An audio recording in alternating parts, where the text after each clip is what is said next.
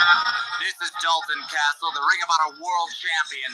Behind me is music that they do not have the license to, but you are listening to the Potsy and Tino show.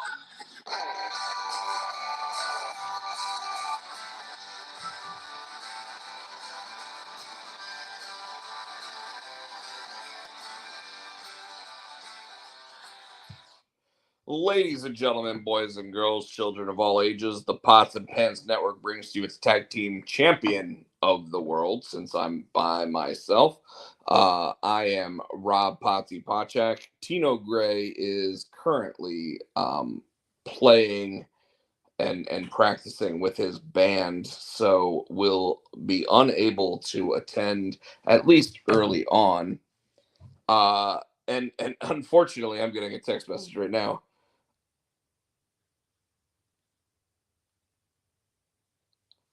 But I wanted to state that our theme song is always brought to you by Adam's House Cats, called the Wrestling Song. It's available on iTunes for 99 cents. And again, Rob Potsy Pochak is here tonight. Chris Barrett, what's going on, buddy? I hope everything has been good with you, sir. Hope that you're not going to try to say anything that could get you thrown off the show, because that seems to happen on TikTok quite a bit when I go live on there. But just so everybody knows, I am currently live on YouTube on the Potsy and Tino show Facebook page and on my Twitch stream. So if you are on the Facebook or Twitch stream, I might not get your messages. So you may want to move over to the youtube.com/Rob Potsy Pochak or youtube.com/Rob Pochak to get everything to show up when you actually drop some cool things in the chat. But one of the things that we always do when we're on the show is we start up with a little segment called What's Up With You?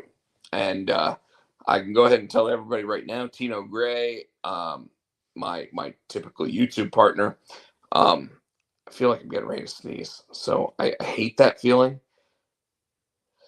There it is. So Tino is actually practicing with new band members tonight for a gig that he's got coming up, so he could not be here. So I'll be going it alone, at least for some of the time. If you're in the chat, by all means, throw some stuff out there. I see that Chris Barrett is sitting saying he's great. He's watching the new NASCAR series. Mr. Helios, if you'd like to be on the show tonight, I can send you a link. And I say that, and I probably just went off screen for a second, and I apologize for that. But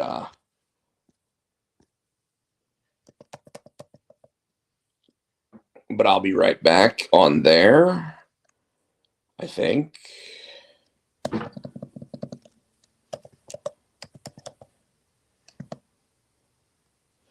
Okay, don't know what's going on with that. All right, let's just not do that. Let's do it this way.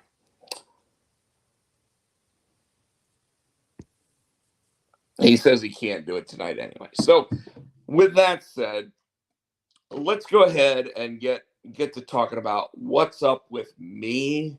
Last week I did a job interview for something that is a county job that I would be highly qualified for, and I feel for the first time in a long time like I blew them away.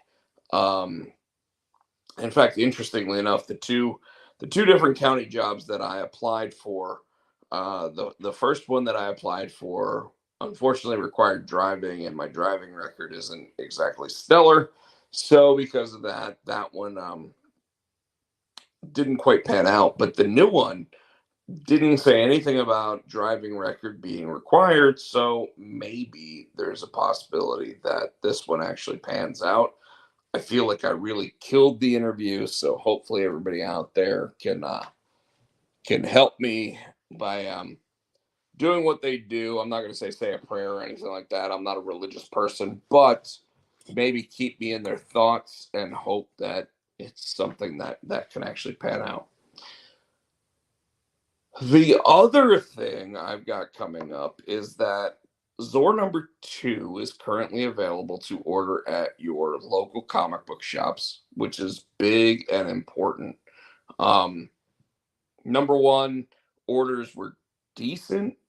It is a 3-issue series, so I want to make sure that everybody actually keeps up with all 3 issues, and doesn't just buy number 1 just because they're speculators. Because the whole series, interestingly enough, with small press comics, the one thing that I'll point out about that is that there's the idea and possibility that we see much lower orders on issues 2 and issues 3. And when that happens, if anything special happens with the book, and Michael and I both think that this is one of the best things that we've done, uh if that happens, that means that issue 2 and issue 3 could be a lot harder to get than issue number 1, which means they would actually technically be worth more. um I'm hoping that's not the case. I'm hoping we get about the same amount of orders on issue 2 and issue 3, just because the book is that good.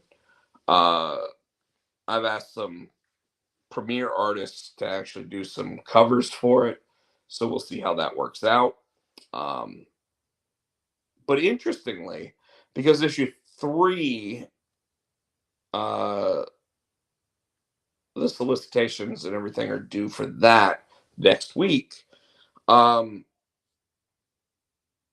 I got asked whether or not my Immortal comic was actually going to be ready for the June solicitations.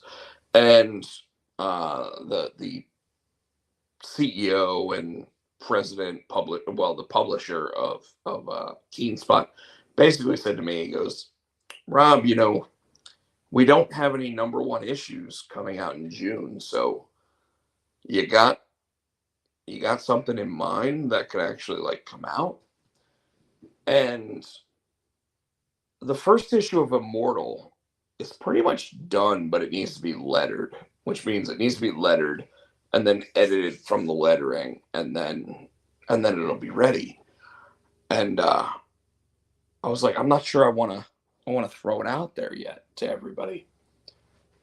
But like I said, the publisher was telling me that he really kind of wants to get this issue out there in the ether. Um, and right now I'm thinking that it could be a quarterly book.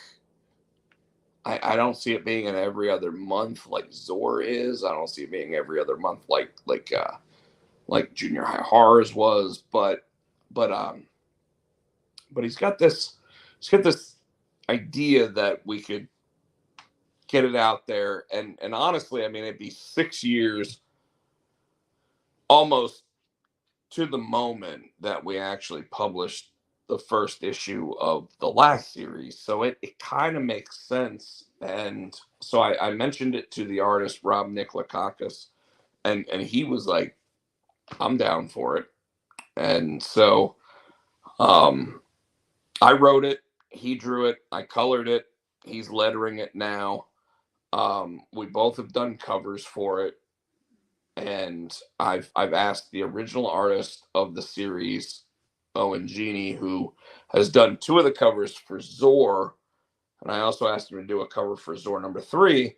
But if he can't do that, he said he feels it would be wrong for him not to be able to do a cover for Immortal for the next series. And I'm pretty excited about what we've got planned for that. So So, like I said, the first issue is written, drawn, colored, being lettered now. So we're thinking it can come out in June. And my feelings on just about all that stuff is that if a book is going to come out, it's got to be on time. So I asked him, I was like, hey, can we keep to a schedule to make sure that issue number 2 is 3 months after this? And he says he thinks he can. So we're planning on that.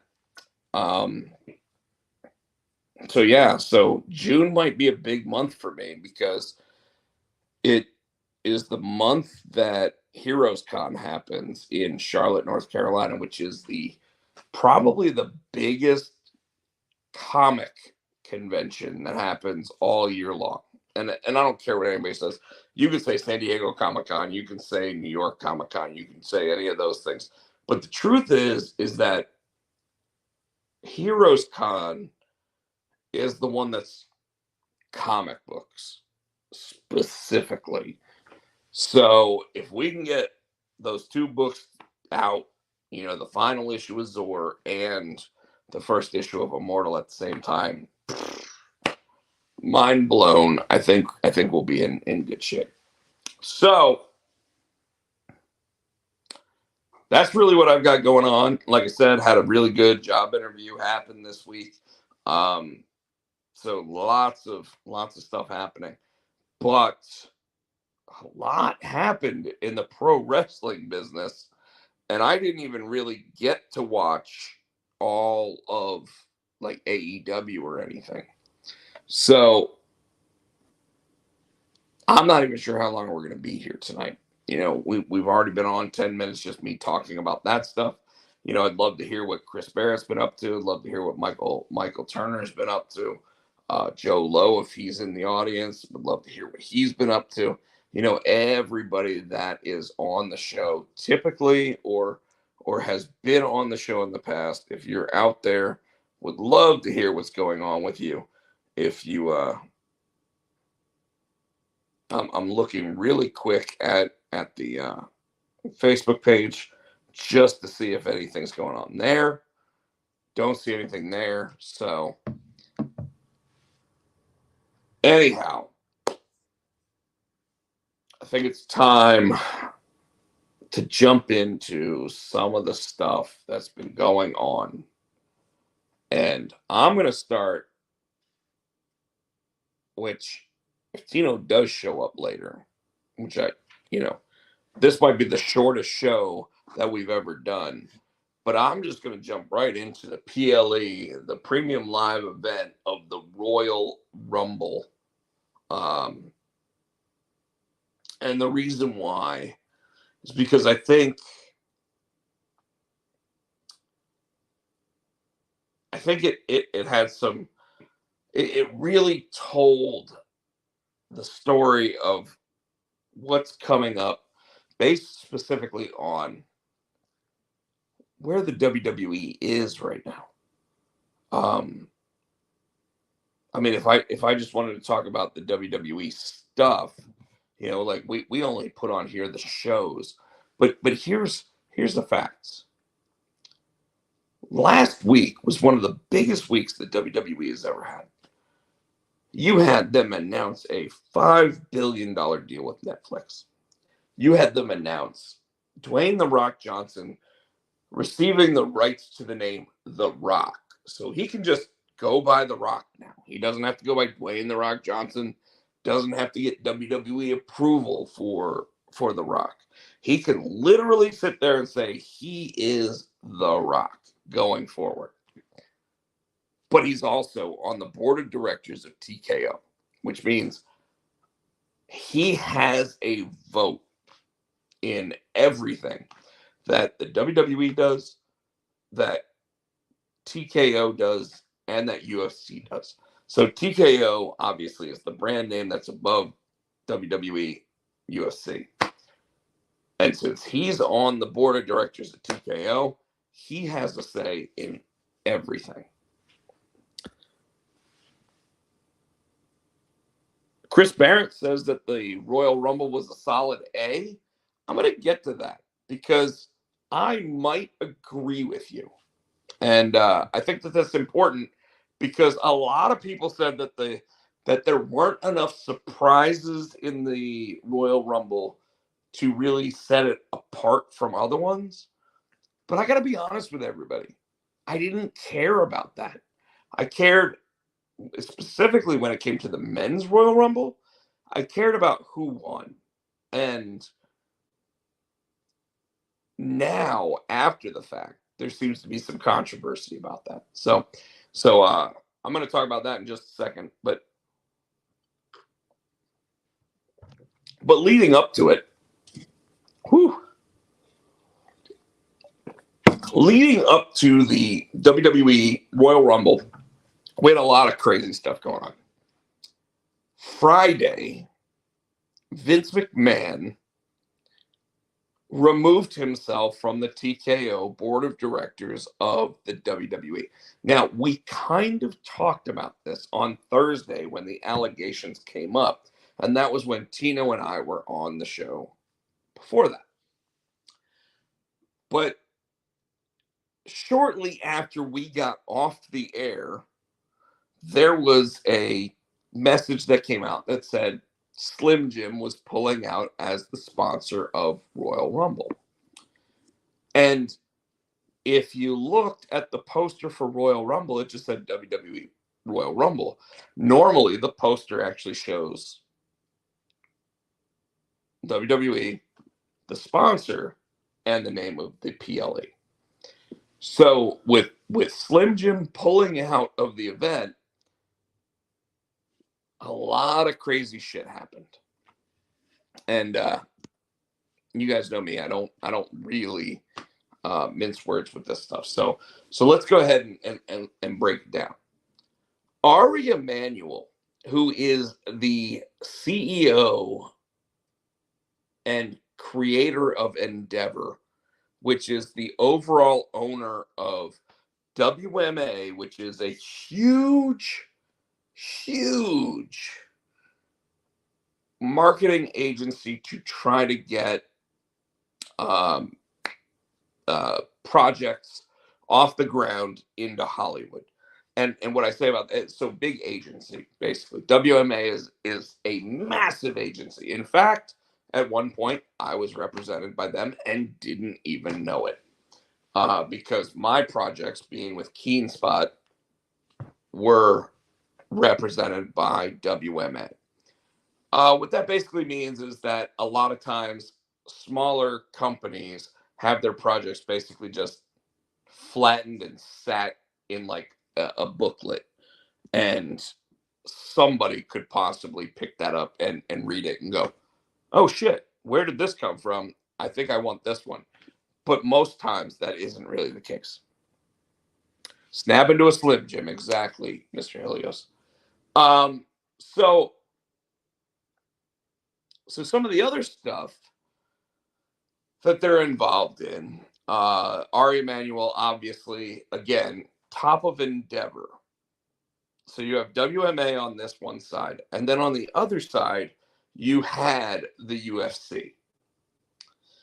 And then when Vince McMahon came back into the fold of WWE, it became TKO. And TKO ended up controlling everything UFC and everything WWE. And it became a company, September last year? And during that process, Vince McMahon got himself elected as the executive chairman of the board of directors and could not be removed from the position without one of three things happening. Those three things were death,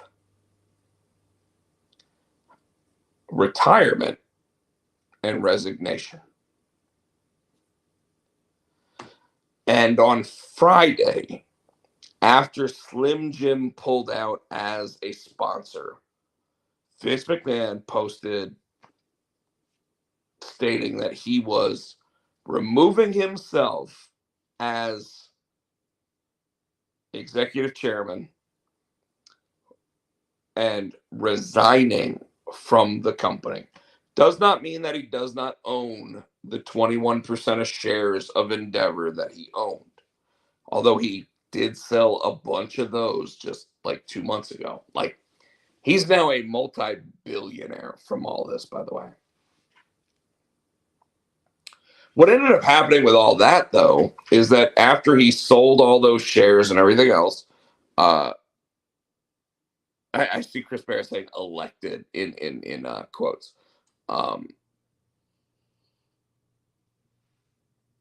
What happened after all of that was that, well, let's not even talk about what happened after.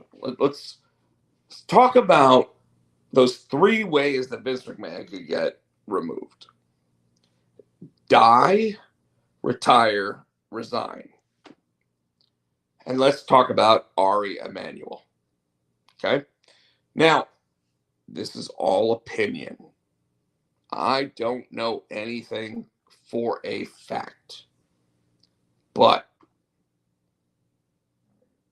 Vince McMahon, who had been involved with the WWE and now TKO since its inception, and only that like 2 month period that they said he really wasn't involved, or 4 months, 6 month, whatever period that they said that he wasn't involved, that we all know that Kevin Dunn and Bruce Pritchard were still Vince McMahon cronies. He'd been with the company himself for 40 plus years.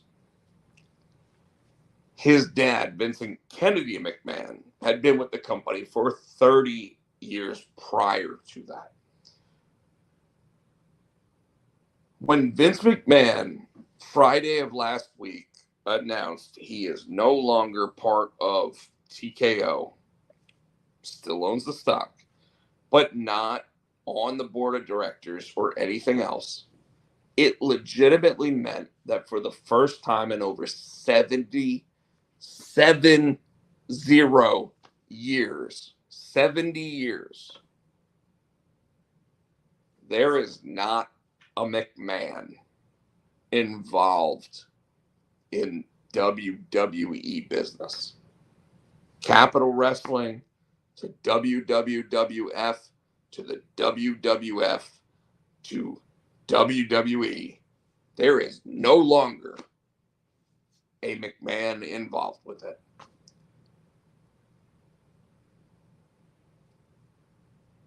And the stories that keep coming out about what Vince McMahon might have tried to do, I don't know when the old man went crazy. Maybe he was always crazy. Maybe Linda McMahon let him do these things to her. I'm not going to say that because she was on the president's council, and she was like the on the, you know, like in all of those rooms that only the president and his cabinet go into. But it's fucking crazy, folks. It's fucking crazy. Like I Chris Barrett, Terrence, I don't know. What do you guys think? Like, it's fucking crazy to think that Vince McMahon would text a woman and say, "I'm going to shit in your hair tonight."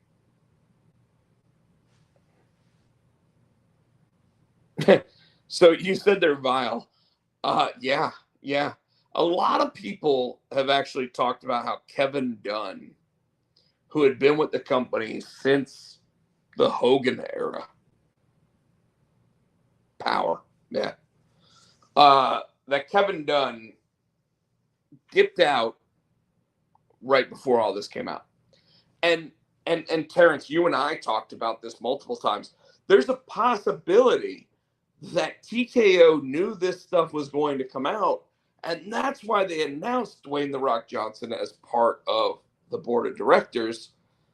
And that's why they announced the Netflix deal, was to try to give as much positive to go against the negative that was coming. There's also the possibility that they were just like, we got all this positive. We're gonna bam, bam, bam, and then all of a sudden, and I say that lightly, sorry, but and that's when the lawyers for this young lady, who is in her 30s, mind you, decided they just signed a $5 billion deal. Now is the perfect time to sit there and say the agreement that they signed is null and void, and we are going after as much money as we can get. And by the way, if they were wronged, they have every right to do that. Chris Barrett says, honestly, I think it was Vince, Kevin, and Johnny Ace. Yeah, those are the names that keep coming up. What I find insane is that TKO stock has been going up and up and up. It has not, mind you. I sold mine as soon as the merger got announced because I sold it for like 115 a share. It's currently sitting at about 84 a share. When it became TKO, it dropped to about 74 a share.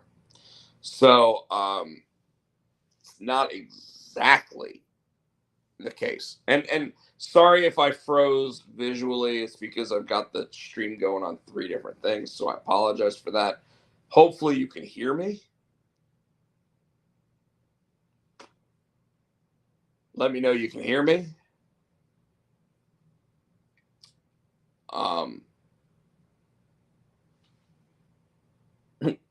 I see Glacier, and I think that's because you're saying I froze. But hold on a second. Let me see whether or not people can hear me, and then we'll go from there.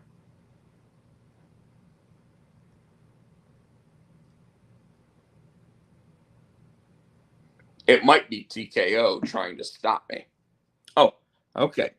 I heard you guys can still hear me. So I apologize for the fact that you guys can't see me at the moment, or what the case is going on.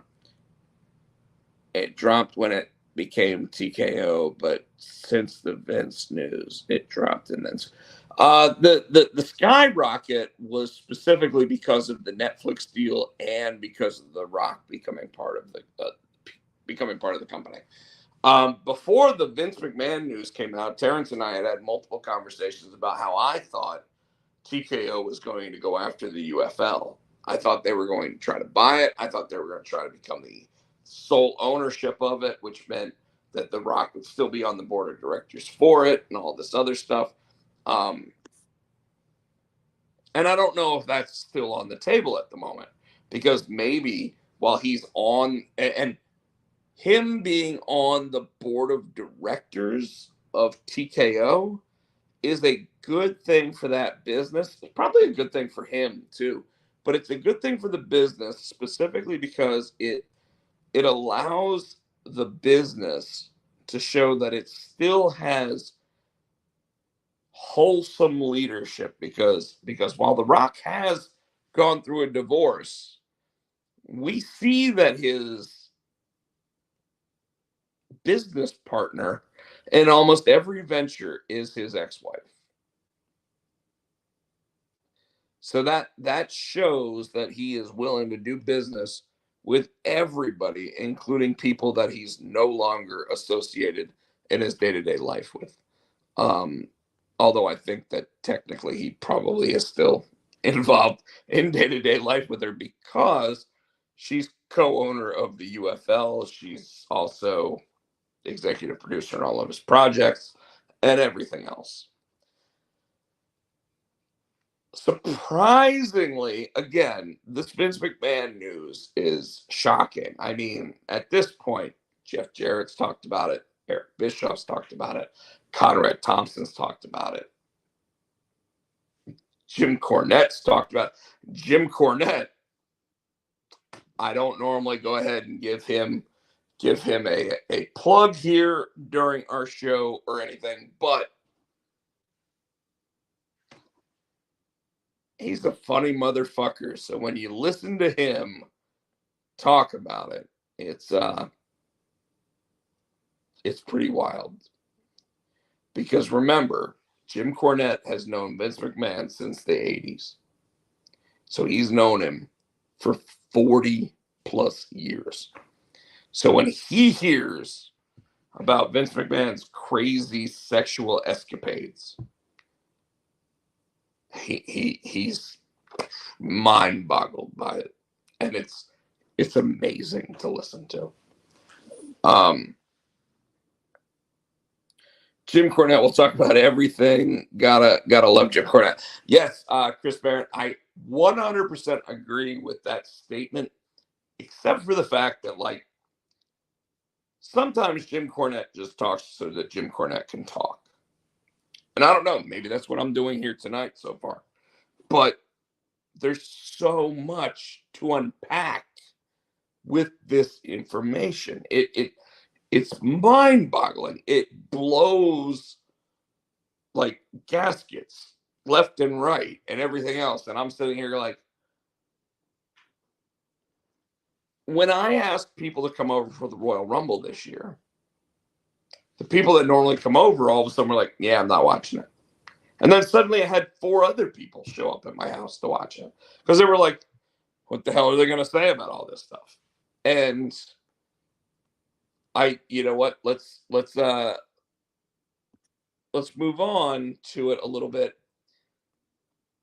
Specifically at the press conference after, and I'm not even talking about the winners, losers, anything else, but at the press conference after, they asked Cody Rhodes about the Vince McMahon situation. And I think it's because they were like, hey, you used to be an executive vice president somewhere. So what are your feelings about it? And he basically was like, we're a family. So we're hurt by this. And it blew my mind to see how good of a response he gave. Because when Triple H was asked about it, Paul Levesque was asked the same question, pretty much. And he was like, I don't want to talk about the negatives. So he knows it's a negative. He's letting you know it's a negative.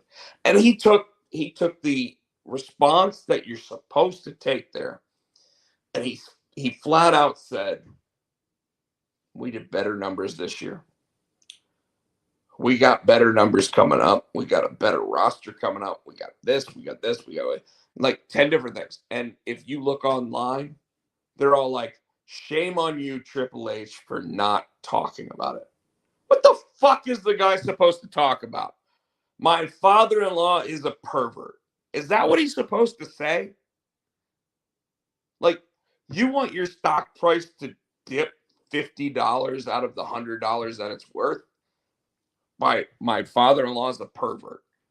Hell, last week, he literally got a phone call from Kevin Nash, Diesel. Got a call from Kevin Nash, and Kevin Nash says, hey, brother, everything going okay with you? And his response to the question was, why? What have you heard?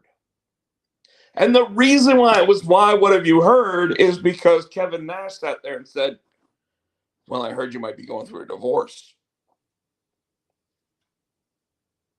And Triple H is like, thanks for letting me know.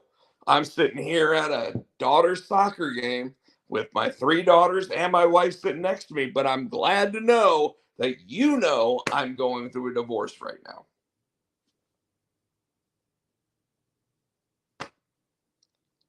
We don't always know everything from the internet. When it comes to the Vince McMahon thing, there's 67 pages of this legal document, and yes, some, if not all of it, is probably true. And he is probably a pervert. And if you look at the things that they've done on WWE programming, almost everything that gets said about this man has been shown on television, including defecation falling from the ceiling onto his head. It's happened. Now, granted, that was sports entertainment. And what might have happened in real life is a disgusting and vile moment that nobody should ever have to go through. Ever. And if they felt like their job was in jeopardy and they didn't feel like they could ask for help, that is a scary, scary moment in life. And nobody should ever have to deal with that.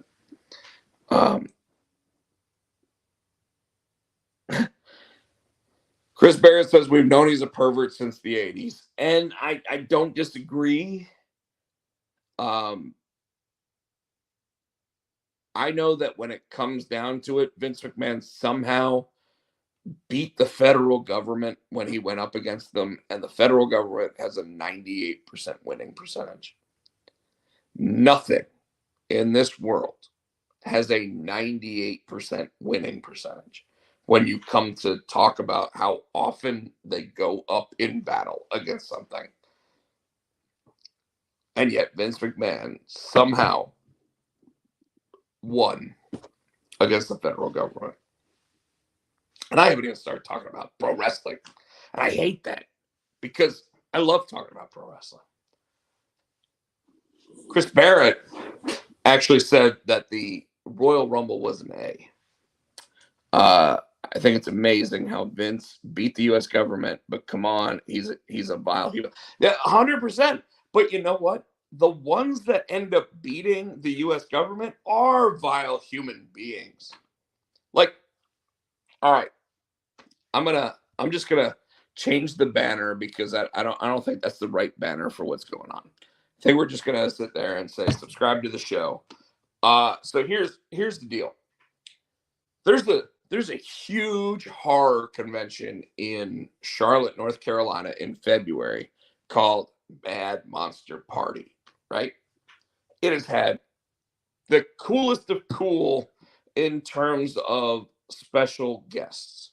This year, it's supposed to have Kiefer Sutherland and Jason Patrick from the Lost Boys.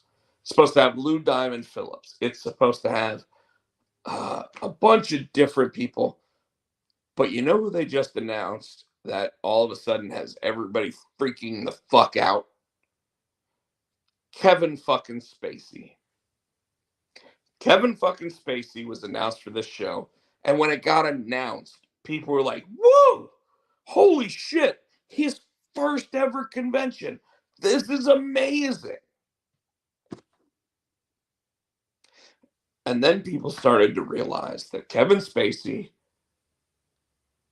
is the guy that got fired from Netflix because there was allegations at some point that he invited underage boys up to his room and took advantage of them. Now, granted, Kevin Spacey has been completely exonerated from all of it, won his $40 million lawsuit against it and everything else.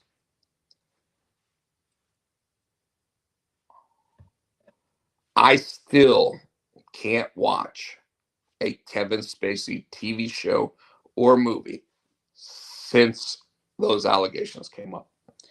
And I'm not saying that I'm a person that doesn't forgive. I'm not saying I'm not a person that doesn't forget. I just have a hard time with this situation. And Chris Barrett says it's like they forgot all of the allegations about Spacey. Yes, he won, but at what cost? And that's just it. Like, I want to tell people that if you were to watch Superman Returns right now, where Kevin Spacey plays Lex Luthor, replacing Gene Hackman in the role, Superman Returns today works as a better film than it did in 2006 when it came out. It's almost 20 years old, and it works as a better film now. So it's one of those films that actually breathes better. However, when you watch it today, you have to watch all of the Kevin Spacey scenes. And I don't know about everybody else, but it's almost like when you have a cold and all the mucus starts draining into your throat. And you just keep going like that. And that is what a Kevin Spacey movie feels like nowadays. And I don't think we're wrong for feeling that way. I would love to hear someone sit there that was involved in that whole thing and say, Kevin Spacey never did any of this stuff. Hell, Terrence, who's been in the audience for much of the night, him and I have had the conversation about Michael Jackson. Same thing. Every time one of Michael Jackson's songs comes on, I sit there and I get that weird, mucusy whatever, and I'm like, and everybody's like, oh, you don't like his music? And I'm like, I don't like the man. I don't like the man. And I don't like the man because whether he was exonerated or the case was dropped or it was someone paid money, that doesn't mean it didn't happen. And that's the problem. And that's where we're going to be with Vince McMahon. So this whole Mad Monster thing, I saw a post the other day that blew me away because, again, it says Kevin Spacey's first ever convention appearance, Mad Monster. And because I live in North Carolina, I see a bunch of like the people that had tables at the show sitting there pulling out of the show. And they're like, not doing the show. And apparently anybody that throws a fit about wanting to be at the show and trying to pull their money back and whatever is basically being told by the showrunners. And I don't know exactly because I'm not part of that show because I typically do Carolina Fear Fest in May, which is run by a friend of mine named Stephanie. They are like, they're basically saying, hey, that's fine. You decide you don't want to do this show. You will never be invited back to the show again.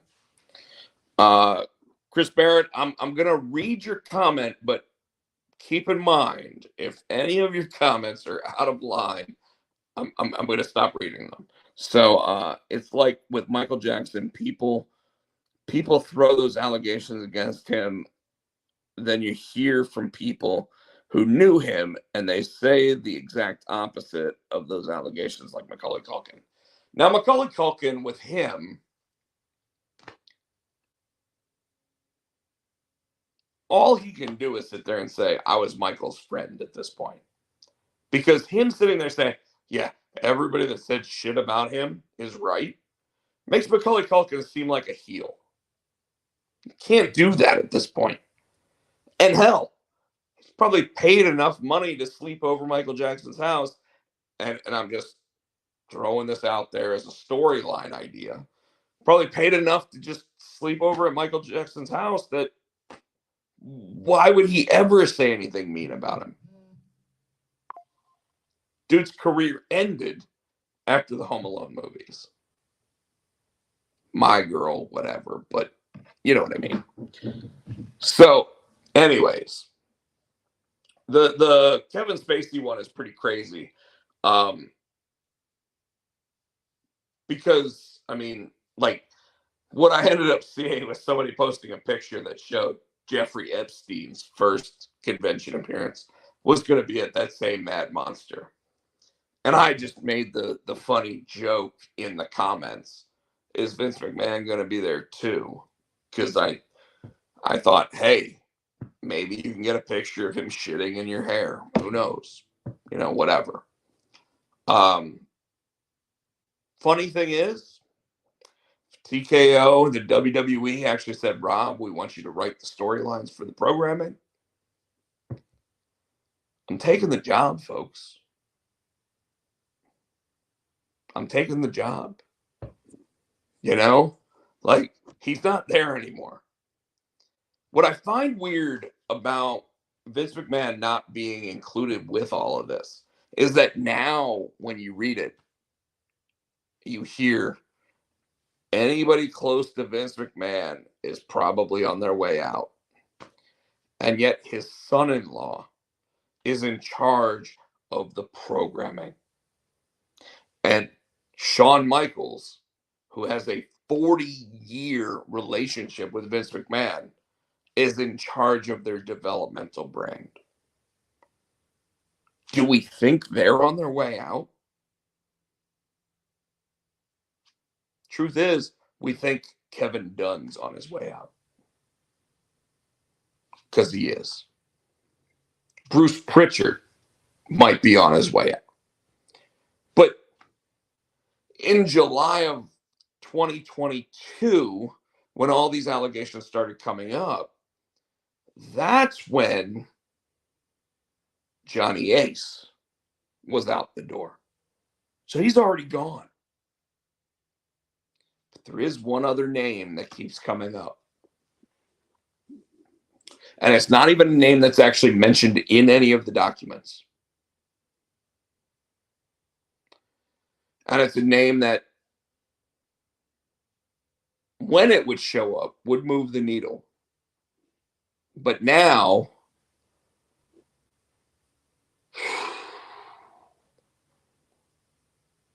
it's probably the only name in professional wrestling that makes people forget about Chris Jericho's possible allegations.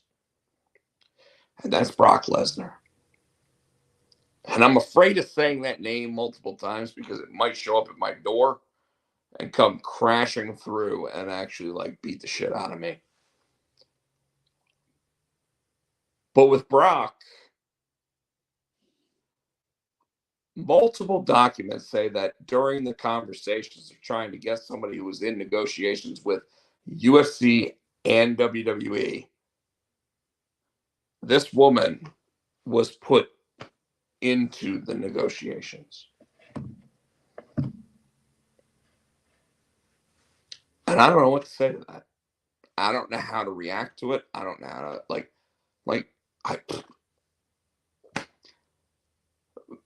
Brock Lesnar is married to, what's her name? Rena Lesnar? Sable is the best way to put it. Chris Barrett said, hell, Brock already has allegations against him. Marlena. Yeah. Marlena, not as safe in it as this. Like, everything, like, there's nothing that says that this young lady that is pulling up all these charges against the WWE, Vince McMahon, Johnny Ace, and that wannabe contracted wrestler who might have worked for UFC and been UFC champion, which makes it very specific.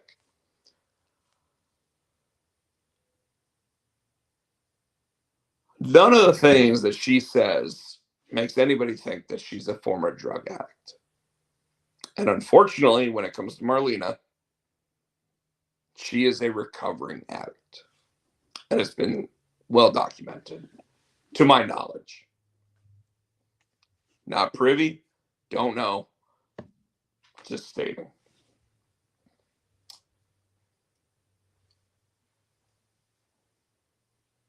So, all things considered, when you talk about all that stuff,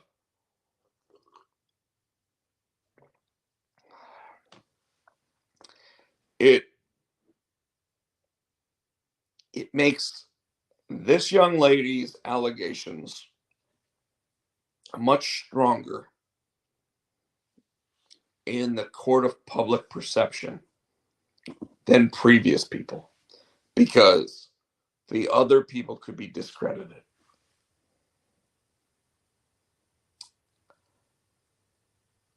And that's disappointing. That this kind of behavior probably went on before that. I don't know. Listening to Cornette talk about it, it almost sounds like at some point Vince McMahon went crazy.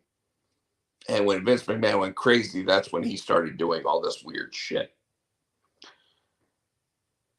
When you talk to Eric Bischoff or listen to Eric Bischoff is just like, I had no idea. This is weird shit.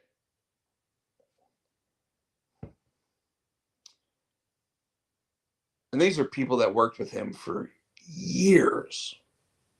Years. And the saddest part about all of it is when you hear her story. She was someone that had to take care of like either an elderly or a sick parent.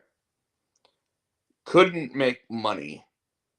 And someone told her you should talk to the WWE about working for them. And then she got roped in and she kept getting raises. And everybody that was asked, what does she do? They were all like, except for Vince McMahon and Johnny Ace. They knew exactly what she was there for. So, all right, I've talked about this for probably, 20 to 30 minutes at this point?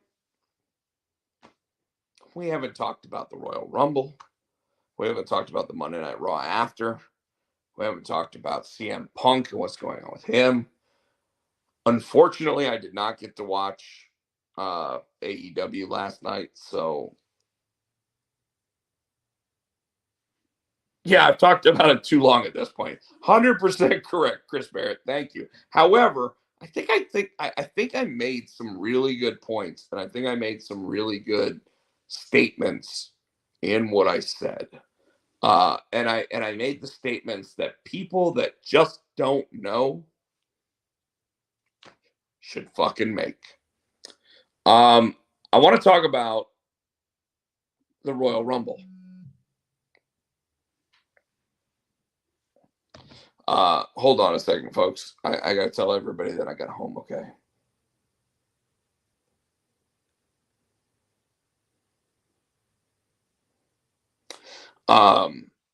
It's part of my duty when I leave a place. I went and I saw the movie Argyle tonight, by the way, with John Cena in it. He's in it for like, you see his face like 7 times, which is weird because you can't see him. But anyway, the pay-per-view itself was 4 matches. 4. When was the last time a WWE premium live event was only 4 matches? Now, granted, when someone told me, I think it was Tino, told me that the match itself was only 4 matches, I was like, "Are you sure?" And he's like, "Yeah, there's nothing set up for the pre-show, whatever. It's literally Women's Royal Rumble, the U.S. title match, the Universal title match, and then the Royal Rumble." And I'm like, that sounds like they're not going to go long enough. And they still somehow figured out a way to go to almost midnight, right? Women's Royal Rumble. Let's go ahead and break that down.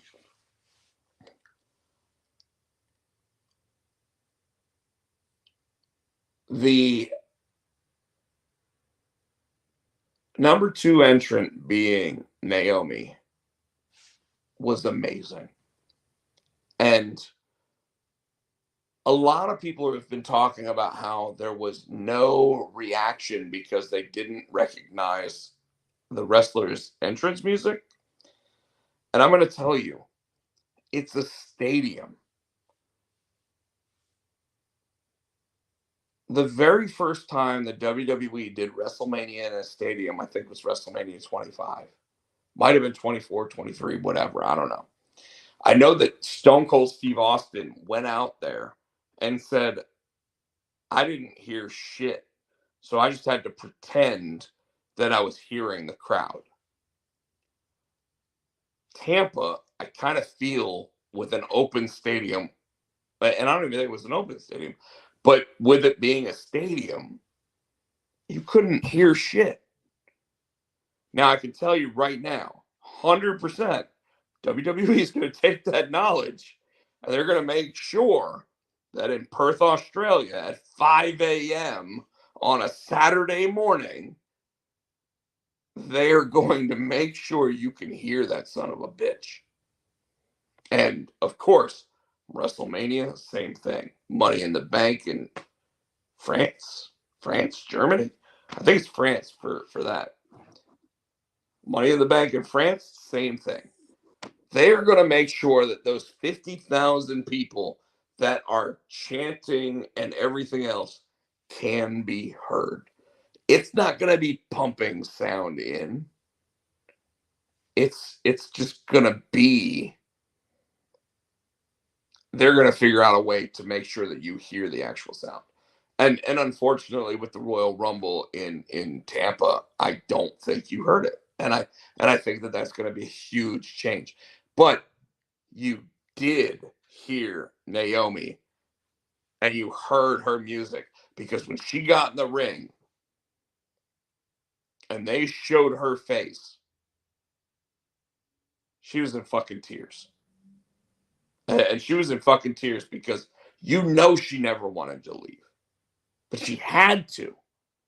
Just like what CM Punk has been saying all along, is sometimes you have to leave for the right reasons. And I don't know if I've ever said that Naomi and Sasha Banks leaving was the right reasons, but what I can tell you is that the WWE has accepted why they left and allowed at least one of the two to come back already. And there's a good possibility at some point Sasha Banks will make the same return.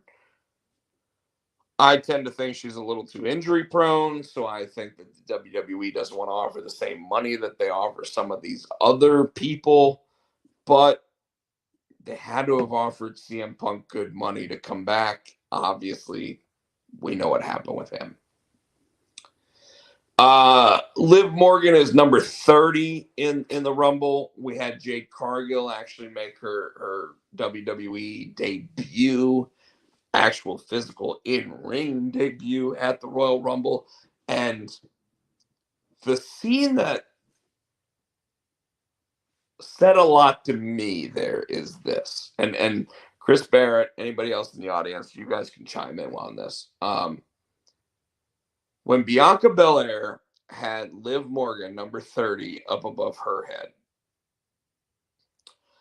and Jade Cargill had somebody over her head. Does everybody remember who Jade Cargill had over her head? Because I think it's important. I think it's important. I think it makes a statement. I think that it actually shows. No, it was not Bailey. Close though. Close. You know who it was? It was Becky Lynch. Becky Lynch was held straight up in the air when Bianca Belair had Liv Morgan over her head, and she stared at Jade Cargill. It was Becky Lynch, the man, and Jade Cargill was just staring at Bianca Belair. And all I was thinking, and like Tino and I were slapping each other in the arm. Oh my God, look at this, look at this. You see who the. Yes, it was electric.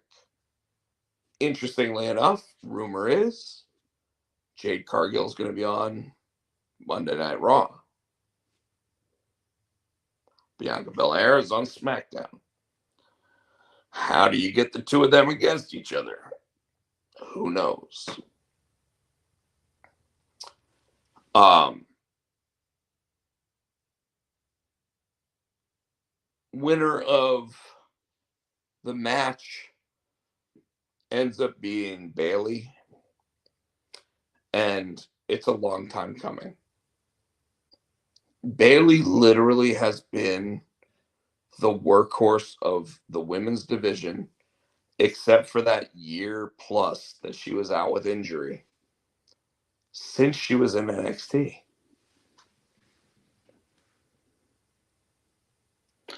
So Chris Barrett just made a great statement that you might not be able to see while I'm sitting here talking on video, but he said that he would love to see Jade and Bianca Belair team up. Unfortunately, as much as I think this is a cool concept, I think it's I think it unfortunately is the avenue that these wrestling companies take when they have two characters that are very similar.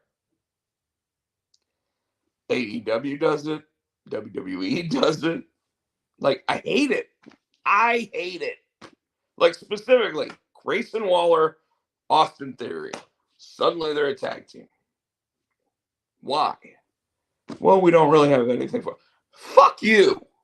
Put them against each other. Put them in a program. Like, they can do that. And they don't.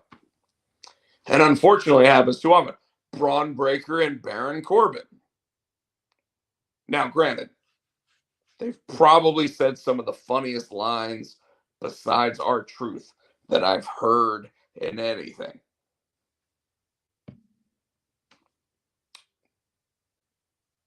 But I don't need to see Braun Breaker being a comedy act yet. I need to see him on the main roster. Okay. Speaking of R-Truth, though, number 24 in the Royal Rumble, Women's Royal Rumble, Nia Jax is supposed to be number 24, and instead, R-Truth comes running down. And the funniest moment of the Royal Rumble happens after he gets eliminated from the Women's Royal Rumble. And he goes to the back. And Adam Pearce is like, "What are you doing?" And he's like, "What do you mean, what am I doing?" And he goes, "You told me last night I was number 24 in the Royal Rumble." And he goes, "I didn't say that you were anywhere in the Women's Royal Rumble." And then he goes, "What happened to your hair?" And he goes, "That wasn't me. That was Nick." And if you've been watching R-Truth, he literally said, "Nick Mysterio?" With a big question mark. And Adam Pearce is completely baffled by it. And it's amazing. Oh, Valhalla came in at 20. I apologize because Nia Jax was already in. Sorry about that, Chris Barrett. Thank you for correcting me. But what made it funnier was the group that we had sitting at our table watching the pay-per-view. We were all sitting there going, "So does R-Truth come in at 24 in the men's rumble?" And people were like, "No." And I was like, "Come on, guys. Like, he'll figure it out by then. He'll be number 24." And of course, he was number 24 in the men's rumble.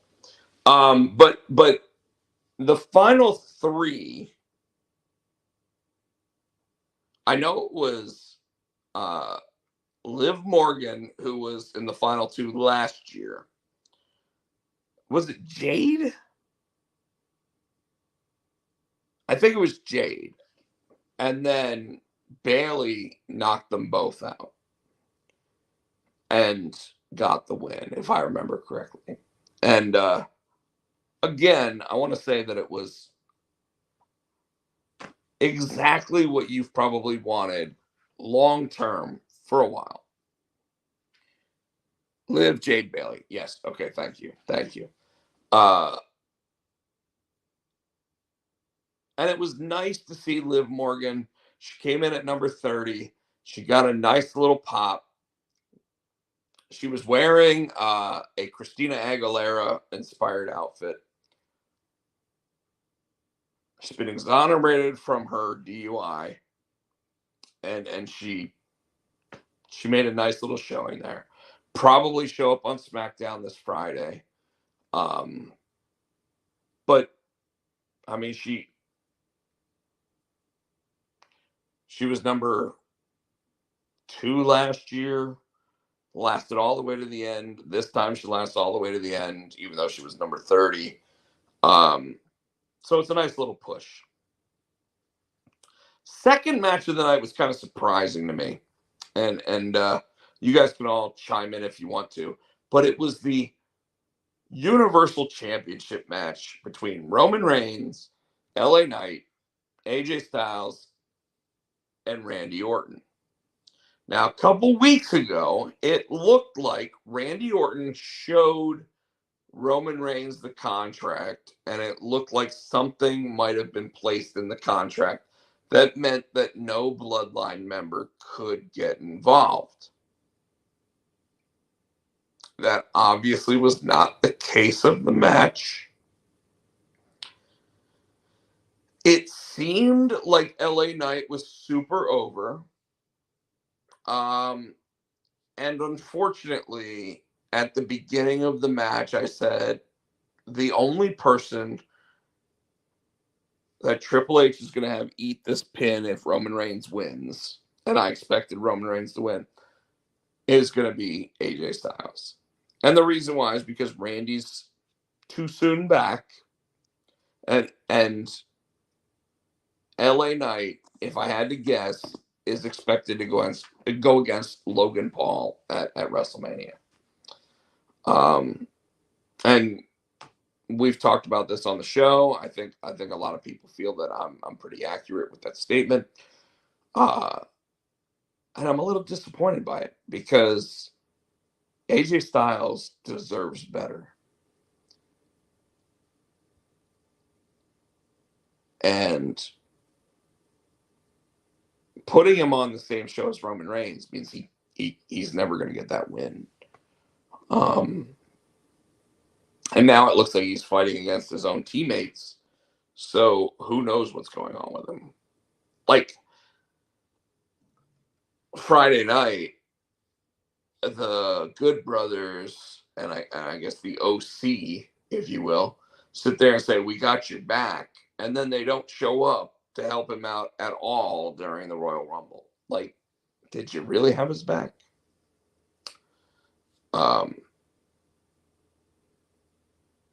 Just about everybody got some cool finishers off during the match.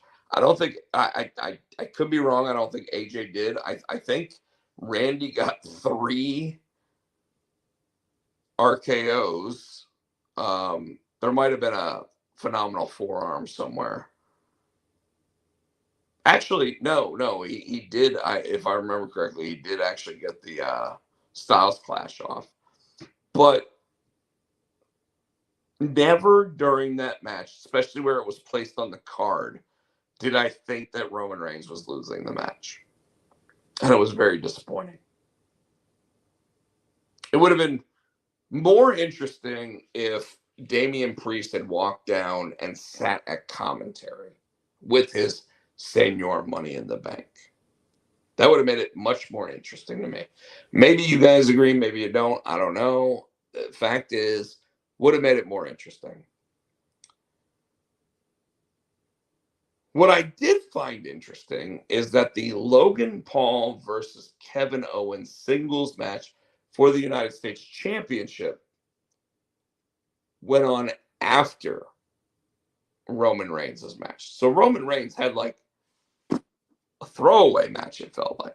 Like why is it even on the card where it is? Like, because Roman has always been, I'm going to be in the first match or I'm going to be in the last match, but I'm not going to be anywhere in the middle of the card. Well, you were second out of 4.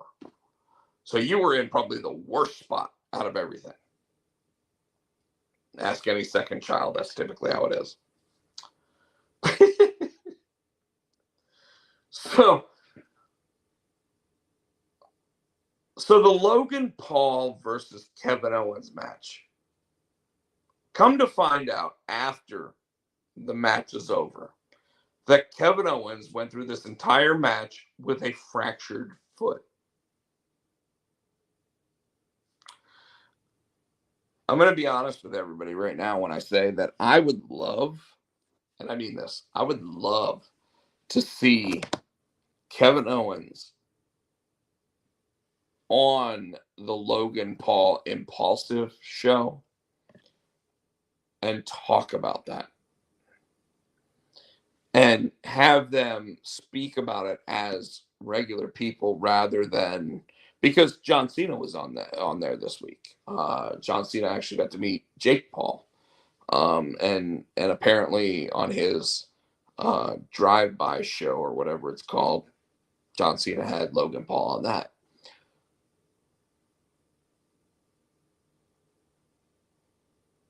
I think it's surprising to me.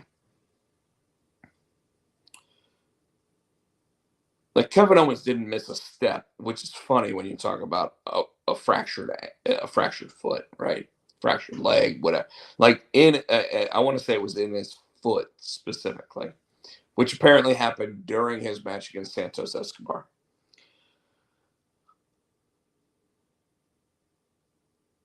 The match went 14 minutes, which is standard time. I love that Logan Paul. I love that Logan Paul KO match. That match reminded me of a William Regal match from the yes. So I was getting there. Thank you, Chris Barrett. Uh,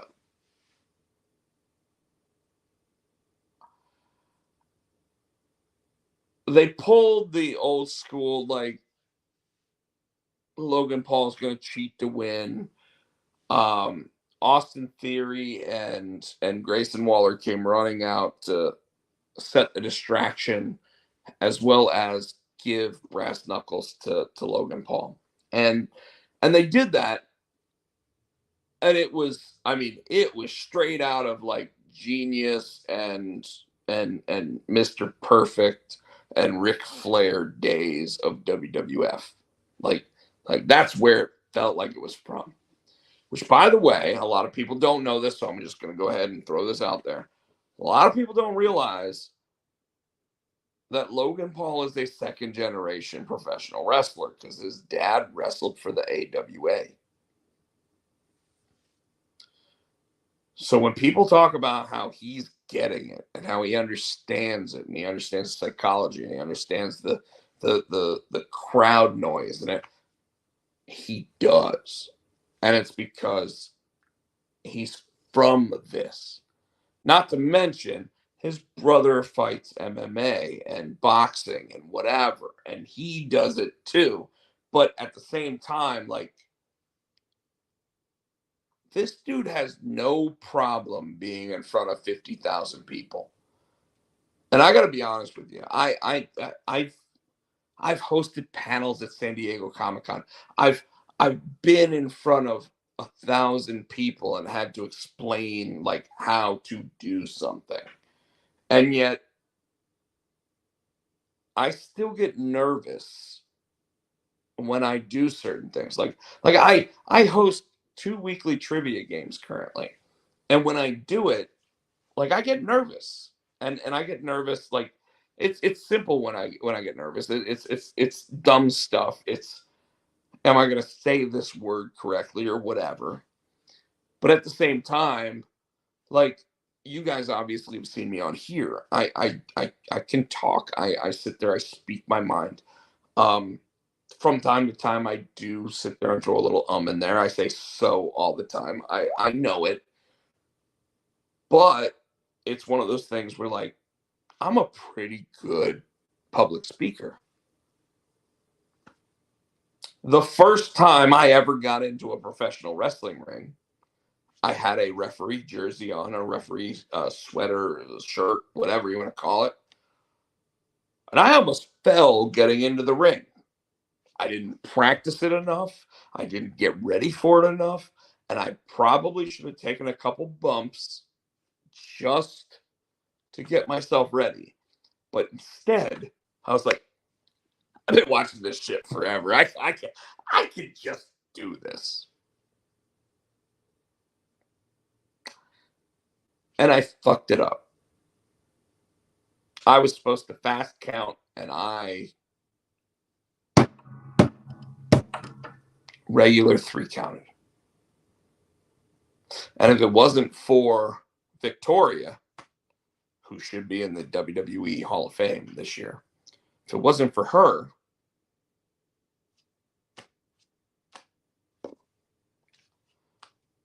I would have made the wrestler, my buddy Sean Cruz, look like an idiot. I would have made the referee that took the bump look like an idiot.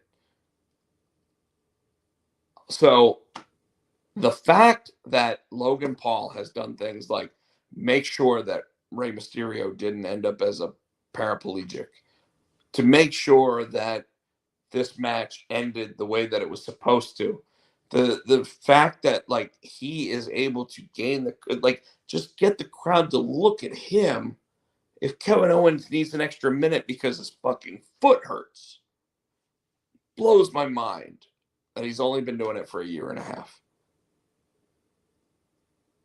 Now, granted, they've obviously shown that he's been involved with WWE for 3 years, which, by the way, was blown away by the fact that they went long-term booking and showed the WrestleMania stuff from 3 years ago.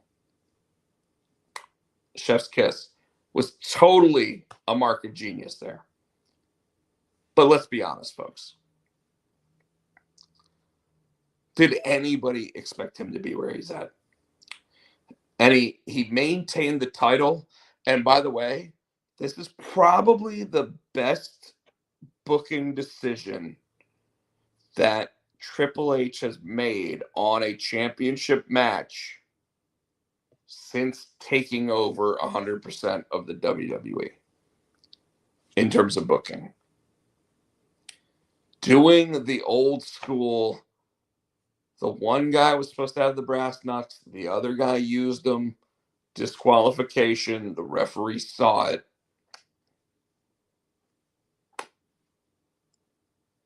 Amazing. And in fact, makes me think that since Logan Paul is going to be on SmackDown tomorrow, that they're going to set up somehow a rematch at Elimination Chamber. And with KO having a fractured foot, it very well could be something where we see it be a multi-man match. It could be anything else, whatever the case might be. But there you go. We're at an hour and 15 minutes or so at this point. Like I said, I was shocked that match went on after. Like I felt it was Tony Khan booking to book that match after the Roman Reigns match, but I kind of felt that they were hoping that it would get more viral views and be more of the breather match before the Men's Royal Rumble. Men's Royal Rumble. Here's how interesting it was to me. I guess number 24. I guess number 27. I guess number 30. And I guess the final 4. I don't know if it was surprising in any way, shape, or form. Rumor is that Braun Breaker actually took all of Brock Lesnar's spots and got put in that position, which might mean that we're going to get Braun Breaker versus Omos at WrestleMania, which is okay. Like, I think that's a good spot to put Braun Breaker in if you really want to make him look special at Mania. Don't know how anybody else feels about that. Chris Barrett, anybody else want to chime in? Again, if you're on the Facebook or the Twitch chat, I can't see that, so I apologize.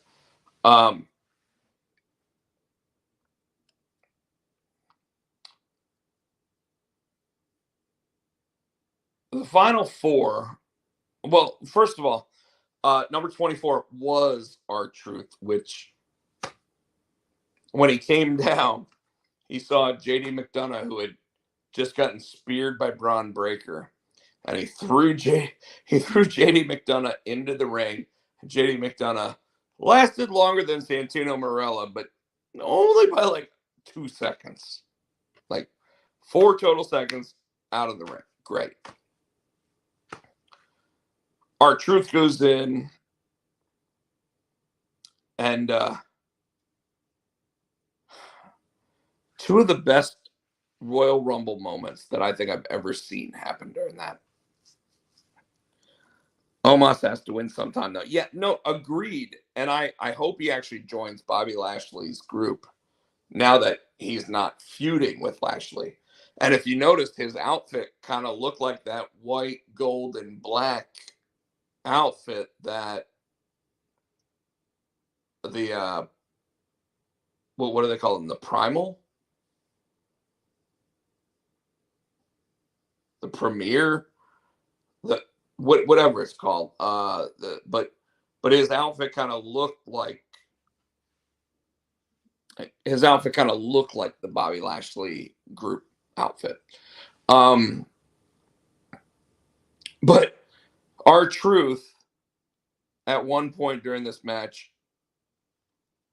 sat there and looked like he was waiting for a hot tag from Dominic Mysterio. And it was amazing because Dominic was like, "What are you doing? What are you doing? What are you doing?" And then Dominic bought in and gave the hot tag to R-Truth. R-Truth comes in, and as The Miz tries to eliminate Dominic Mysterio, R-Truth prevents it and says, "You can't do that, dog." And then all of a sudden, like, they have that moment where it's Awesome Truth and they actually do their little, like, thing. And it's great. Everyone beats Omos. The Pride, you're right. I thought it was the Primal, but you're right, the Pride. But then when Damian Priest came in, immediately after Damian Priest comes in, he literally grabs R-Truth and just throws him right out. The most surprising elimination in the men's Royal Rumble to me was Gunther throwing out Kofi Kingston. And the reason why I say this is because when Gunther threw out Kofi Kingston, it was, he's out. There wasn't any of this bullshit, and Helios can sit there and argue with me all night long about this, but it showed how dominant of a person Gunther is by sitting there just grabbing Kofi and saying, "You don't get a chance to sit there and pull your bullshit this year," and just tossed him out. Gone. Final four. Number 27, like I said, was CM Punk. Cody was number 15. Number 30, I'm sitting here and I'm like, it's gotta be Sami Zayn. It's gotta be Sami Zayn. And then his music hits and he gets an elimination, but then he gets immediately tossed out. But the pop he got showed that you could still get a pop even in those stadiums. Came down to Gunther, Drew McIntyre, Cody Rhodes, and CM Punk. Interesting thing about that is that all 4 of them were Raw superstars.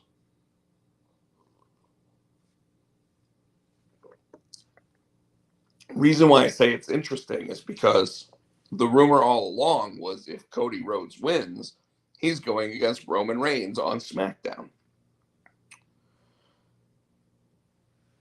Nobody knows when it happened, but CM Punk eliminates Drew McIntyre and apparently goes down in the corner and says, "My tricep." And that is the legitimate story. Everybody knows it now if you watch Monday Night. At the same time, Cody kind of eliminates Gunther almost the same way that he eliminated him last year. Which makes me really think that at some point we're going to get Rocky 4 with Gunther and Cody Rhodes. But it comes down to CM Punk and Cody Rhodes. CM Punk sits there, like I said, there's pictures of it, there's him in the corner, there's 2 referees, and he's sitting there saying, my triceps. They go for about 7 more minutes, which just shows exactly how old school he is, how much of a wrestler he is.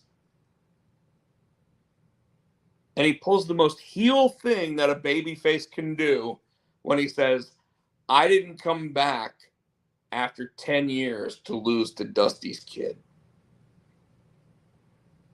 And then as soon as he picked him up and started saying that, the words that came out of my mouth is, your winner and 2-time consecutive winner of the Royal Rumble is Cody Rhodes. Because there was no way after that moment that Cody Rhodes was losing the Royal Rumble. No way, shape, form, nothing. And that's how it happened, right? I'm still looking at your statement where it says everybody beats Omos. Not everybody, but I mean AJ Styles didn't, but that's because Triple H probably booked that match. Monday night, 2 nights later,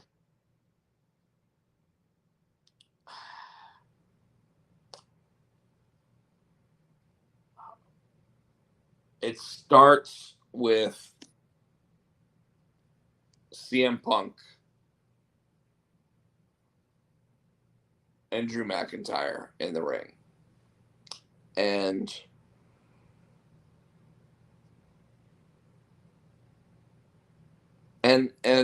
our wrestling group online talked about how they felt. I can't wait for Braun versus Gunther or for Braun to hit the Frankensteiner on Omos. So right now, I do want to say this. Rumor is that Braun Breaker took all of the Brock Lesnar spots from the Royal Rumble, which means there's a very good possibility that at Elimination Chamber, Braun Breaker will be facing Dominic Mysterio. At WrestleMania, I think there's one of 2 matches that could happen, and Chris Barrett, I think you nailed both of them. It could be Braun Breaker versus Omos or Braun Breaker versus Gunther, depending on what they do with Gunther, because I want to talk about that. But on Monday Night Raw starts with CM Punk coming out. And if you've listened to any wrestling show, podcast, anything else already, you've already heard him sit there and talk about how he's a Chicago Cubs fan. And he said, maybe it's not in the cards and maybe it's next year. And he's right. Because the other thing he said, I thought maybe I could tape it up, make it through Elimination Chamber, and then go to WrestleMania. The thing I want to point out to everybody that nobody's talking about on any of the other podcast shows, because that's something that the Potsy and Tino show does try to do from time to time. CM Punk, when he left the WWE 10 years ago, the thing he complained about the most was the fact that when he was injured, he had to work and he had to continue going. Part of it was because he was the champion for 434 days or whatever it was. And he knew that if he said, I'm hurt, I can't work, they were going to be like, hey, you're dropping the belt to Wade Barrett or Damian Sandow or whoever had the money in the bank at that point. I think it was Damian Sandow.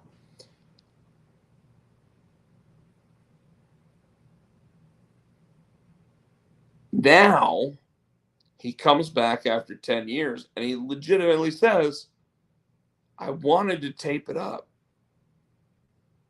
I wanted to tell them, hey, I can go. And he went for probably 12 minutes after blowing out his tricep in that match at the Royal Rumble. And I'm going to tell everybody, I'm a CM Punk fan. I am. I own a shirt from when he was with WWE way back in the day. I own a shirt from when he was at AEW.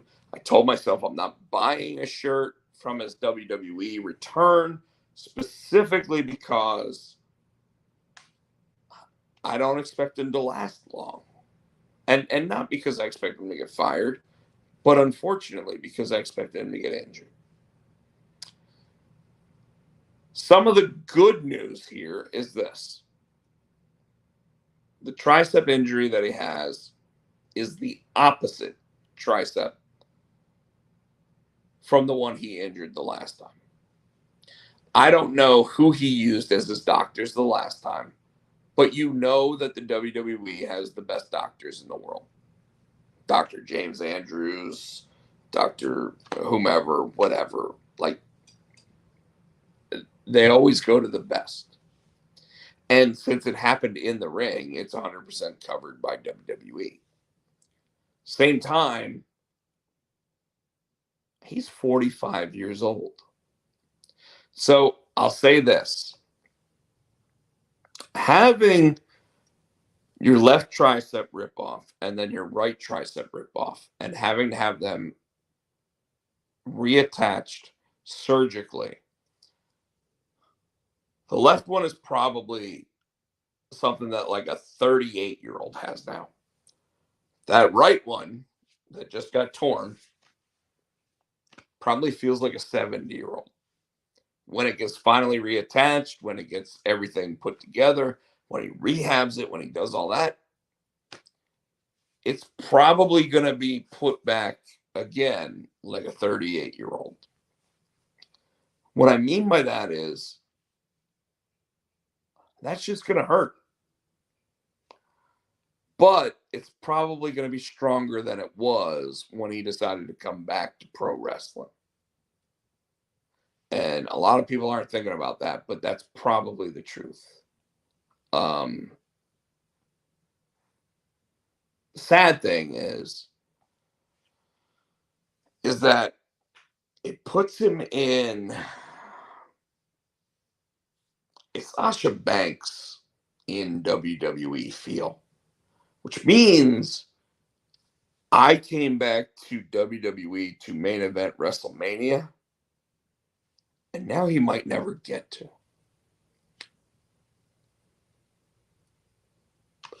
I don't know if that's the case. You guys can all contemplate that, talk about it, whatever. I don't know if that's the case. The fact of the matter to me is that he came back. He's moving merch. I would say they're hoping for him to return for SummerSlam right now. But I do want to point out that he did have 2 matches since his return to WWE before the Royal Rumble. And he didn't get hurt during those. And you know who they were against?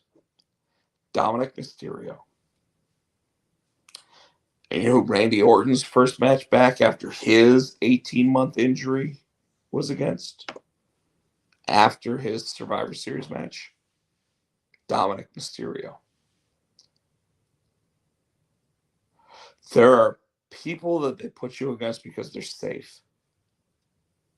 And Dominic Mysterio is that guy. Which means to me Dominic Mysterio is a future world champion. I love how Chris said, don't you mean Tom and Nick? Yes, it could be Tom or it could be Nick. I'm not sure which one it actually is. One of them. And okay, this Tom and Nick Mysterio thing, I really wished they let Dominic Mysterio run out to the Royal Rumble twice as each character, and had him as a babyface in the one and the Judgment Day version in the other. And maybe in the future we get that. I don't know. Sorry, I'm ranting, raving, doing all this stuff, but I'm having a fun time. I hope you guys are. The truth, though, is that our truth. The truth to it, though, is that Tom and Nick Mysterio thing just reminds me of the Cactus Jack, Mankind, and Dude Love personas of Mick Foley. And wouldn't it be hilarious if all of a sudden Dominic Mysterio started portraying both of those personas? I don't see it. I still think that Dominic Mysterio should have actually started going by Dominic Guerrero, just because I think that would have really like cemented his heel persona. But we're too late for that at this point. I mean, I guess he could do it, especially against someone like Andrade. That would be a cool move. Who made his reappearance in he was one of the few surprises in the men's Royal Rumble, and signed on the dotted line saying he's going to be part of Raw, which I find a little interesting because normally wrestlers that are in a relationship with a wrestler of the opposite sex get put on the same show, and Charlotte had been prominent on SmackDown, but Andrade, while Charlotte's out for 9 months, is going to be on Monday Night Raw. Final two, like I said, ended up coming down to Cody Rhodes and CM Punk. I want to get back on this. And with that, Cody Rhodes ends up winning, causing the Monday night fallout. And there's a lot of talk about whether or not CM Punk called an audible and said, I think I tore my tricep. You might need to have Cody win. Right now, Dave Meltzer says that everybody's saying that Cody Rhodes was meant to win the Royal Rumble and be a 2-time winner. But if you saw Roman Reigns' reaction, Roman Reigns looked confused. Seth Rollins looked excited, but I think that's just Seth Rollins being Seth Rollins.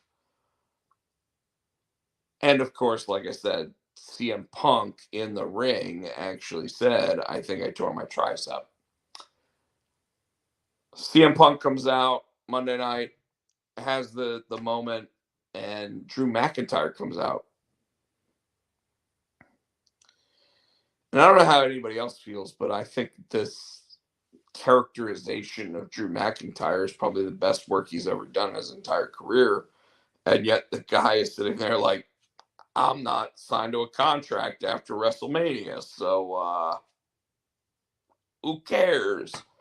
But CM Punk sits there, tells a story about a friend with cancer, which teared me up because I'll be honest with everybody, I tear up over everything now. Like I watching a show called The Bear on FX, and I tear up every episode, and it's because I understand the hardships that they're going through in all of it. But Drew McIntyre comes out, and after CM Punk goes through his entire little speech, Drew McIntyre sits there and says, "You know, I've never really been a religious guy or anything, but I prayed for what happened to you to happen, and it did." And I got to tell you, like, that's a crazy fucking moment. It was awesome. At the same time, it really changed the character of Drew McIntyre. Like, it made him a shit heel. Not even a chicken shit heel. Like, not one that runs away or anything like that. No, just, I didn't even have to do it to you. I just prayed to my Lord and Savior, and He did it to you. Like holy shit, like whatever. So that was pretty crazy. Later on in the night, we ended up getting Rhea Ripley sit there and come out, and someone was calling her out, and Nia Jax came down and just beat the shit out of her, which kind of feels like it's going to be the match at Australia. Nia Jax versus Rhea Ripley for the Women's World Championship, which is perfect. I mean, she's taken down somebody that like is angry and big and hard to beat. So it's perfect match. Cody Rhodes came down, got in the ring, started talking about how finishing the story wasn't about Dusty anymore. And he got interrupted. He got interrupted by somebody different than who he would normally get interrupted by. He got interrupted by the World Heavyweight Champion, Seth Rollins. And Seth sat there and made a compelling argument where he sat there and he said that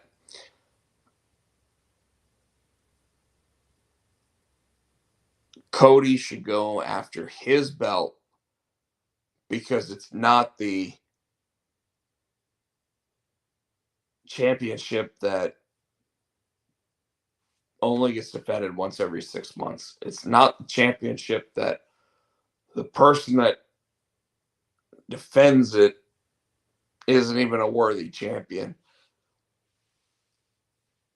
And he basically says that everything that he's been doing, the workhorse champion, the blue collar champion is Seth Rollins right now. And you could see it in Cody's eyes. You could see it in his eyes. And that Cody sits there and he legitimately wants to cry because what's being said is probably right.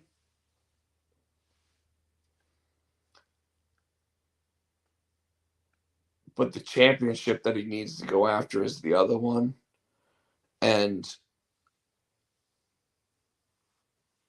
from the perspective of someone that has watched pro wrestling for 30 years, if not longer, and now considers himself an expert on like the storytelling element and the booking and how they do everything,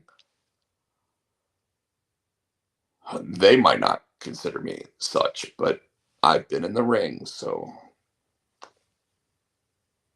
when I hear all this stuff and I see Cody looking like he's going to cry, I can't tell if those tears are because Cody knows that the story he wants to finish is being taken by somebody else. And I'll put it this way. WWE has now said that they are looking at all options to determine who will main event WrestleMania. And Cody will main event one of those nights. In fact, I think Bayley should main event the other night. But if The Rock, who now owns The Rock, decides he wants to come back and be part of WrestleMania night 1 or night 2, the Roman Reigns match with Cody is gone. It's done. And the consolation prize, unfortunately, becomes Cody Rhodes versus Seth Rollins. And I think that's where the tears came from. Is that he knows he's getting pushed aside again. Now, granted, he's getting pushed aside at the top of the card. And there's a difference, and I want to explain this because Monday night,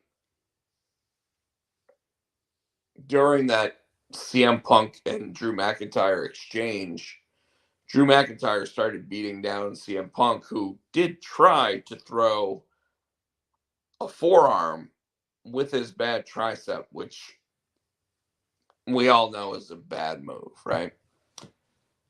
And who came down to save him? It was Sami Zayn. The same guy that nobody in the WWE has been as over as, except for Steve Austin, ever. And I don't care what anybody says, it's the fucking truth. Steve Austin and Sami Zayn are the only two guys that got a 7-minute standing ovation before a match. It's look it up, try to figure it out.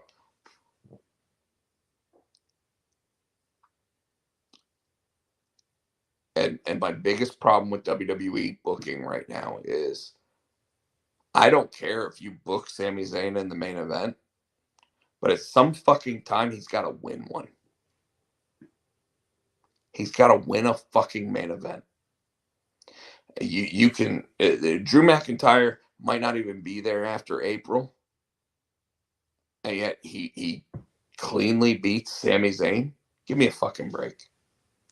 It's bullshit. Put it in the comments. Tell me if I'm right or wrong.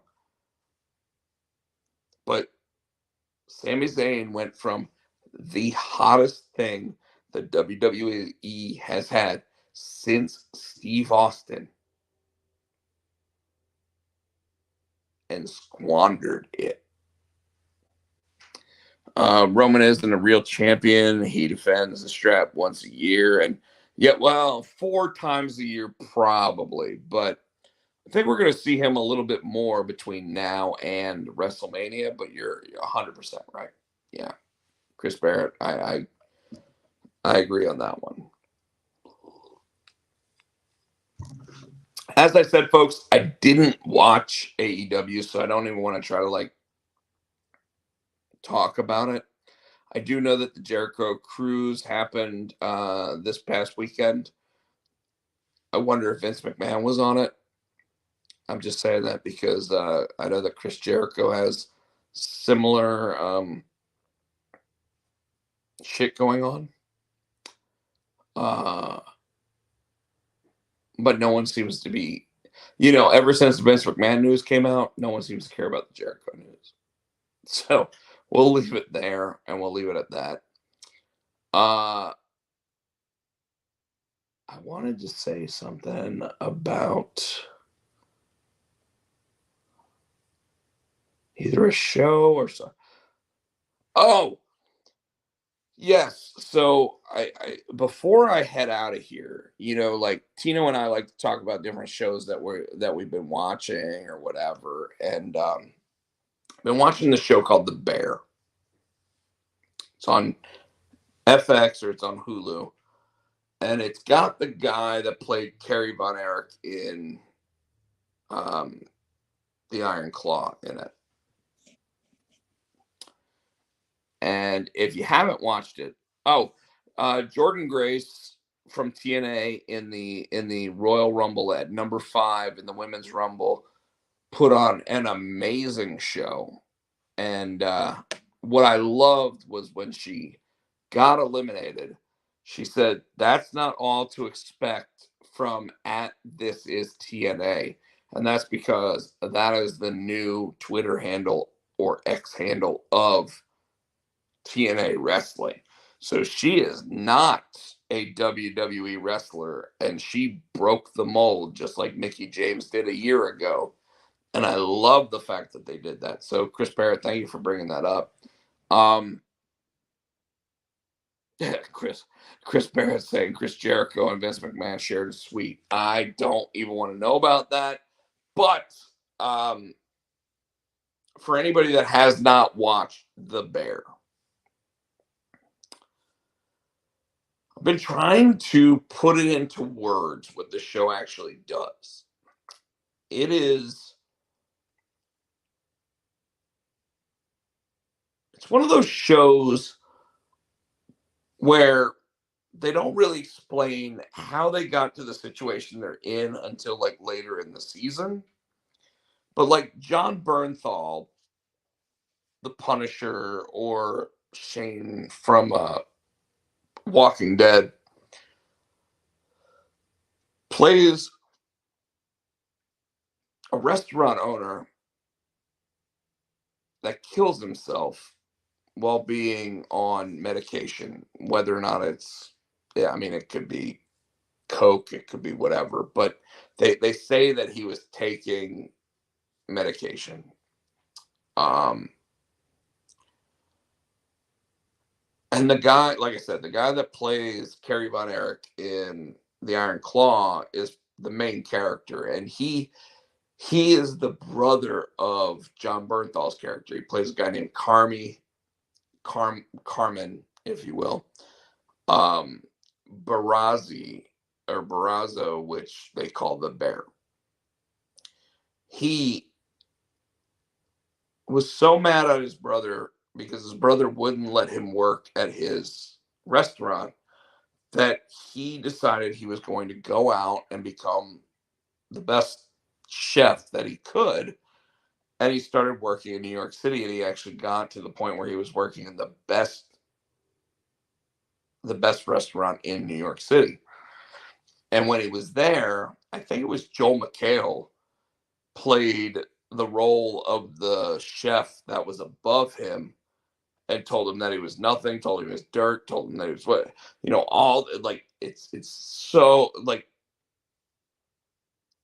it's so real for anybody that's ever worked in a restaurant.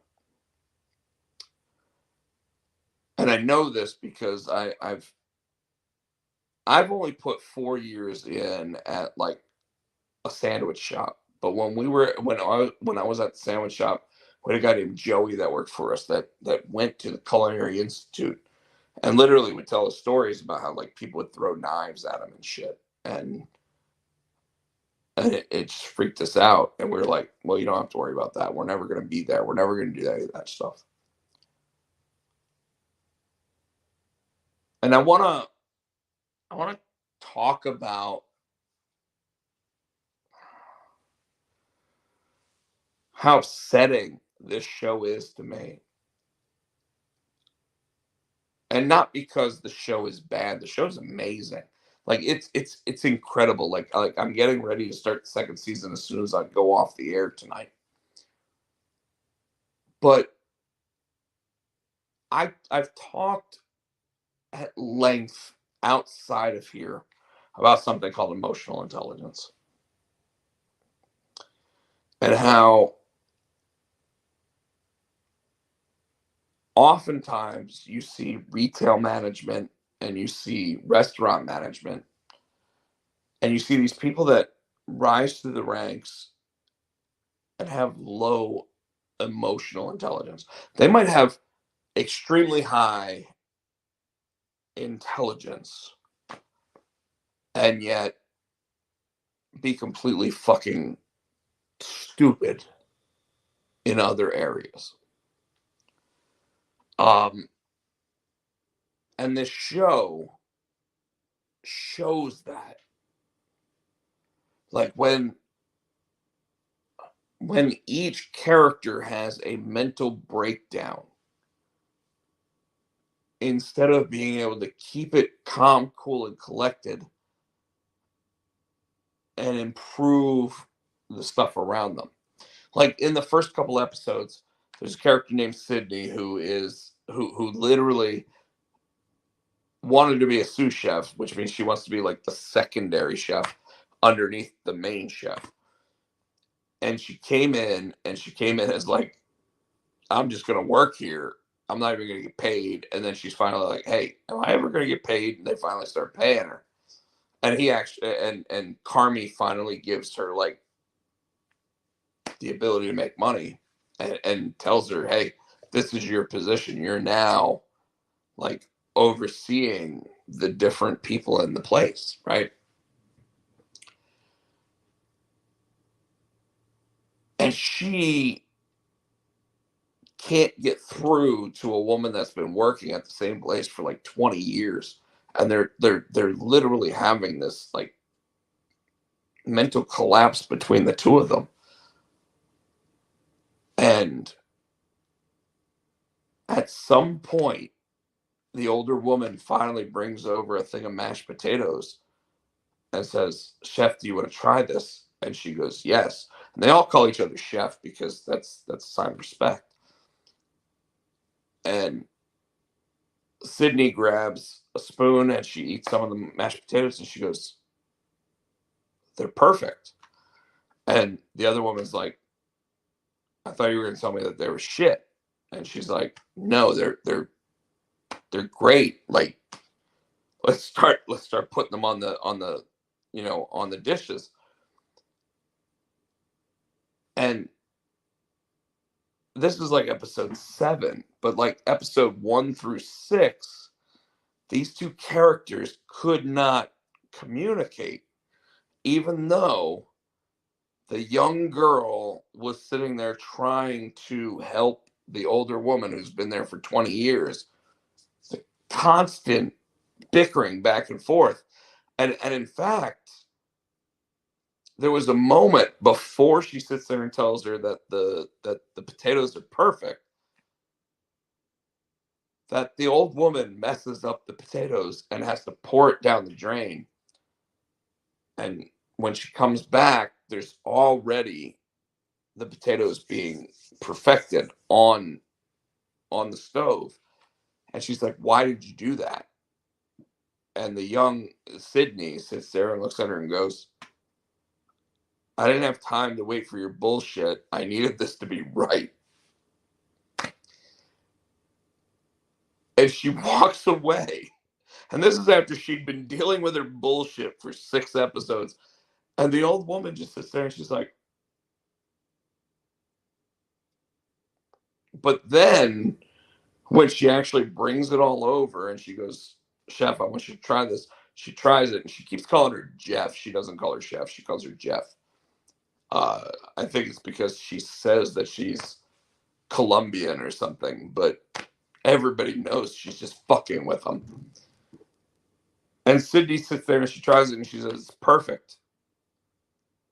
And the old woman sits there and she goes, you're not going to give me shit about this? And she goes, no, why would I give you shit? They're perfect. Like, start plopping them on the table, and at that moment, the old woman finally like gets it, right? And all of the people working there are wearing the same apron, they're wearing the same shirt, and she would fight it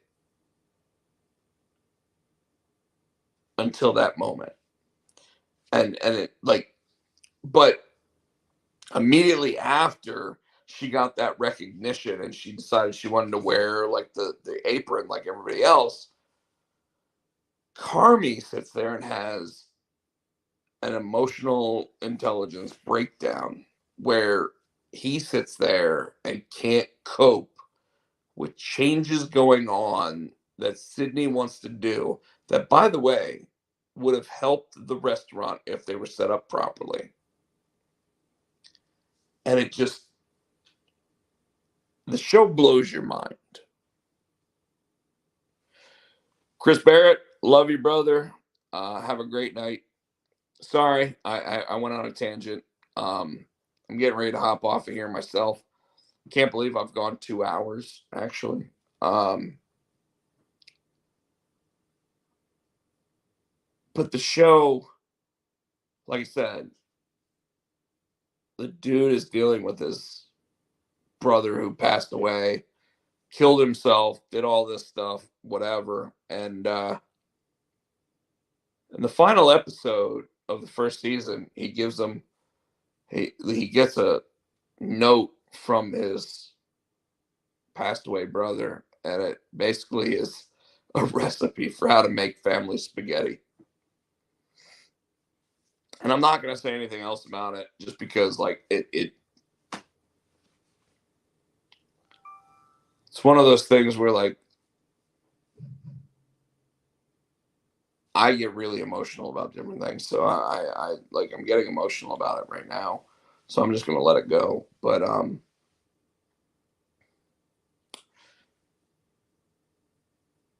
the last thing I want to talk about tonight, before we head out of here, is my comic book store.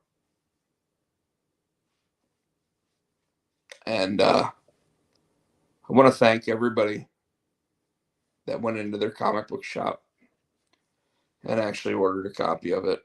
I want to thank everybody that ordered one off of our website. Michael and I put a lot of work into it. It's a story that like people ask me all the time, like, how did you come up with it? And it's literally two people just try to make magic happen, and I think we did. Over the next couple weeks, you'll hear me talk on this show about when I'm doing signings. I'm going to try to do as many signings as I can over the North Carolina area. That's if I don't get offered a job that I expect to be offered.